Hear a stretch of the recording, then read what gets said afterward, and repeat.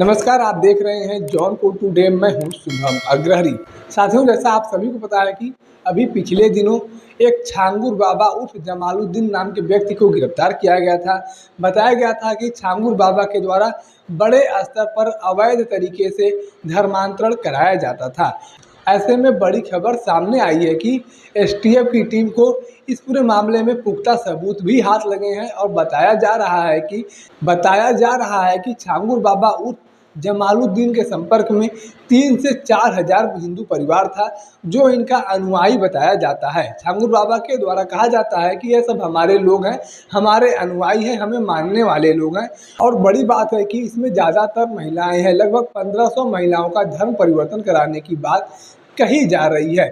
हालांकि ज़्यादातर अनुयायी जो हैं, जो छांगुर बाबा को मानने वाले लोग हैं, वह प्रशासन के सामने कुछ भी बोलने से इनकार कर रहे हैं।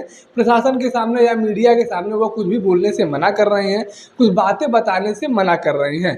छांगुर बाबा की बात किया जाए तो आपको बता दें कि शुरुआती दिनों में मुंबई के एक दरगाह के बाहर अंगूठी बेचने का काम करने वाले छांगुर बाबा अब 300 करोड़ के मालिक बन चुके हैं। लगभग 300 करोड़ रुपए की कोठी उत्तर प्रदेश के बलरामपुर में बनी थी, जिसको प्रशासन के द्वारा ध्वस्त कर दिया गया है, यानी कि बुलडोजर चला दिया गया है।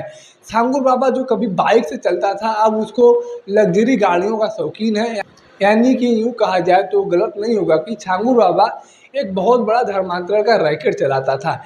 एक व्यक्ति जो मजार के बाहर बैठकर अंगूठी बेचता था, वहाँ से शुरू करता है धर्मांतरण का गंदा खेल, और यह धीरे धीरे इतने बड़ा स्तर पर पहुँच जाता है कि इसका कनेक्शन महाराष्ट्र से लेकर दुबई तक पहुँच जाता है। यानी कि यूँ कहें तो गलत नहीं होगा कि अंतर्राष्ट्रीय सिंडिकेट पूरा बना हुआ था। एक इंटरनेशनल रैकेट चल रहा था अवैध धर्मांतरण को लेकर। सरकार के द्वारा बड़े बड़े दावे तो किए जाते हैं धर्मांतरण को रोकने को लेकर, लेकिन जब इस तरीके के मामले सामने आते हैं और बड़े स्तर के मामले सामने आते हैं तो समझ में आता है कि प्रशासन कहीं ना कहीं इस पूरे मामले में बहुत ही अच्छे से सजग नहीं है। सरकार भले ही दावे कर ले, लेकिन यहाँ पर प्रशासन का लापरवाही साफ तौर पर देखी जा रही है। उत्तर प्रदेश सरकार के द्वारा कई साल से दावे किए जा रहे हैं कि धर्मांतरण का खेल नहीं चलेगा, लेकिन आए दिन कोई ना कोई ऐसा मैटर चलता है, चाहे ईसाई मिशनरी को लेकर, चाहे इस्लामिक धर्म को लेकर, तमाम लोग पकड़े जाते हैं अवैध धर्मांतरण को लेकर।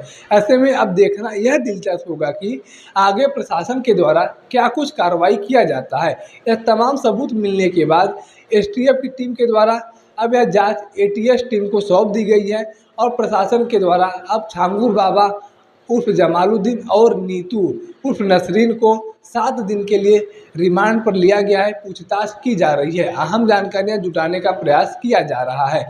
नीतू उर्फ नसरीन की बात किया जाए तो आपको बता दें कि नीतू उर्फ नसरीन भी छांगुर बाबा की अनुयायी है, और यह भी कभी हिंदू हुआ करती थी, लेकिन छांगुर बाबा से मिलने के बाद इनके द्वारा इस्लाम धर्म स्वीकार कर लिया गया, धर्मांतरण कर लिया गया। नीतू मूलतः सिंधी परिवार से आती थी, लेकिन वह अक्सर हाजी अली दरगाह जाती थी, और इसी दरगाह आते जाते समय छांगुर बाबा से मुलाकात होती है, और यह धीरे धीरे इस्लाम धर्म स्वीकार कर लेती हैं, और अब उन्हें नसरीन के नाम से जाना जाता है।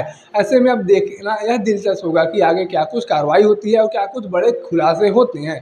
बाकी इस पूरे प्रकरण को लेकर आपके पास कोई जानकारी है तो आप कमेंट बॉक्स में लिख सकते हैं। अगर आप वीडियो को फेसबुक पर देख रहे हैं तो पेज को फॉलो करें, यूट्यूब पर देख रहे हैं तो चैनल को सब्सक्राइब करना ना भूलें। साथ ही साथ आप हमारे पेज को, हमारे चैनल को इंस्टाग्राम और ट्विटर पर भी फॉलो कर सकते हैं। धन्यवाद।